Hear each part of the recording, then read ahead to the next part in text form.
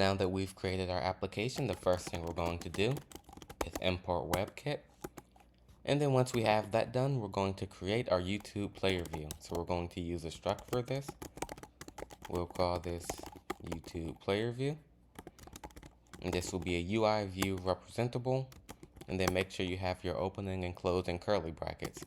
We're going to add a few functions here, so we'll do that now. The first thing we'll need is a video ID that we're going to pass in to let our YouTube player view know which YouTube video do we want to play.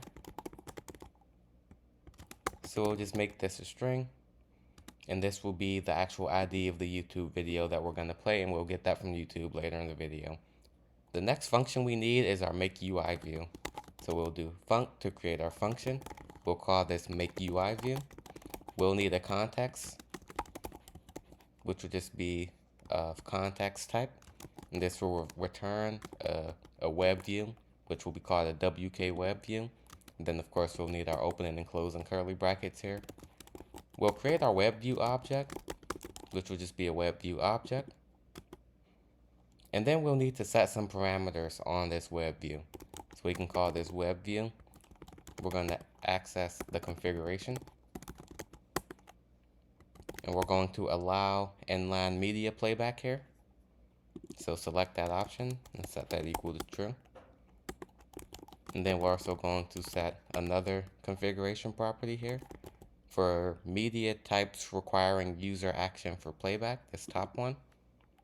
We'll set that in equal to an empty list. And then we're just going to return our web view. The next thing we need to do is create a function to update our UI view. So we'll create this function, we'll call it update UI view. This will take in a web view and a context. And what we're going to do here is we'll have a guard statement, and we'll get the URL. We'll pass in the string. I'm going to copy and paste in this string instead of just going through every part of it. And I'll do that later. But for now, let's just keep going. We'll have an else statement at the end of this guard. And then we'll have our opening and closing curly brackets. Inside of our guard statement, we'll simply have a return statement. And then let's go outside of this guard. We'll create our request, which will be a URL request. The URL will be the URL that we set up here. And then we'll have our UI view, and we'll make that load our request.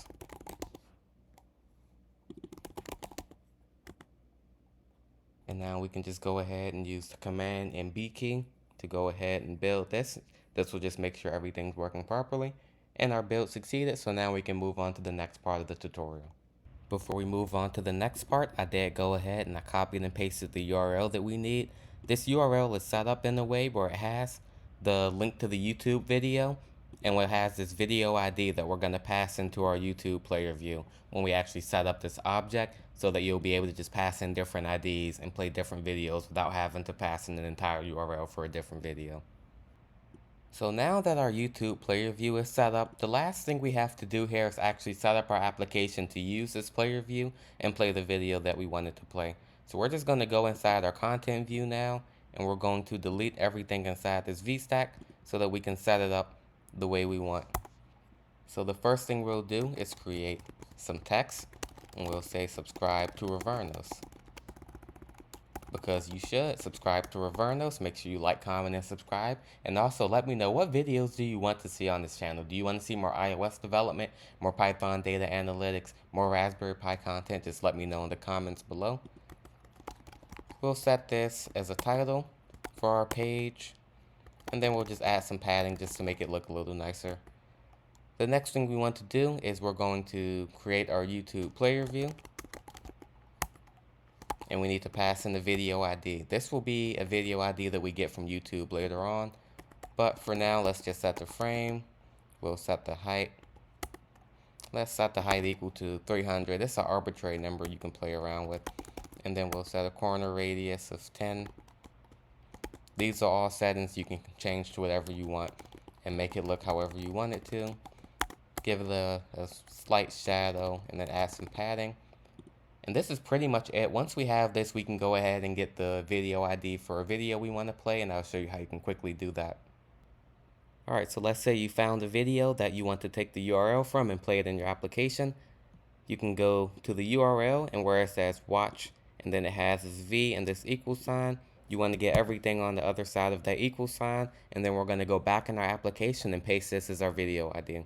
So now that we're in Xcode, we've pasted that as our video ID, and now we can go ahead and we can run this application and see how it works. And you can see that our video is playing inside of the video player, and then we have our text that says subscribe to Revernos. Make sure you like, comment, and subscribe for more content like this. The last thing I'm going to do, I'll just briefly run through the code quickly just so you can make sure you understand everything that's going on, and then we'll call it a day for this video. So at a high level, we did two things in this video. The first thing we did, we created this YouTube player view that allows us to actually set up how we're going to play the video and set up the web view that we use to play the video. And then we set up our content view to actually display this to the user and format it the way we want. Within our YouTube player view, we have a video ID, which is the YouTube identification string for a particular video that you can pass in our content view.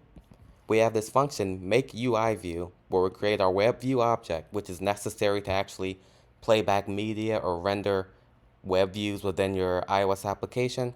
We set this option, allow inline media playback.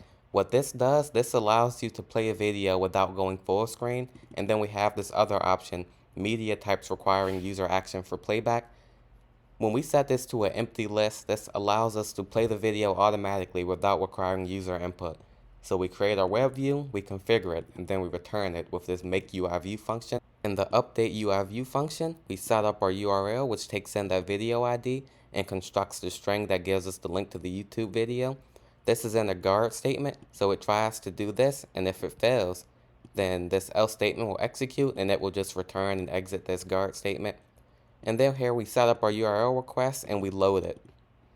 In our actual content view, all we do is we have this text that reminds you to subscribe to Revernos, which you should do if you haven't done already. And then we actually call our YouTube player view and we pass in the video ID that we pulled from YouTube.